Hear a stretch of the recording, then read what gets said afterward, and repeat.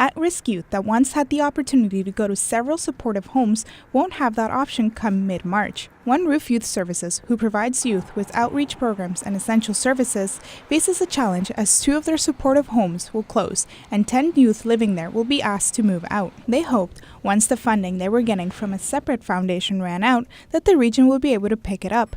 But their pitch for funding was not approved. The region went through a process redesigning our Community Homeless Prevention Initiative CHIPPE supportive housing program, and so it was an open RFP process for those that were currently receiving funding and those that were interested in receiving funding in the future. And so there were folks who applied for that, and there were people who made it through and who didn't make it through our process. However, once the house is closed down in mid-March, where these kids are going to go is the big question. Sandy Dietrich Bell, Chief Executive Officer for OneRoof Youth Services, says that they are working on finding alternative housing for the youth living there. Some of them are resigned to just coming back to this shelter. It's where they feel comfortable, it's where they feel safe.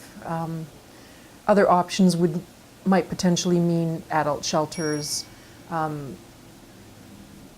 housing if we can find it for them, but it's difficult to find landlords that are willing to rent to young people. So it's looking a little bleak. My concern is that some of them will end up on the street because we won't have beds available here. The organization would need about $500,000 to run both houses properly. It would be nice to be able to use the data that we've collected over the last year and several months to convince the powers that be that it is a successful pilot and that it can really change some lives. For Spoke TV, I'm Carmen Ponciano.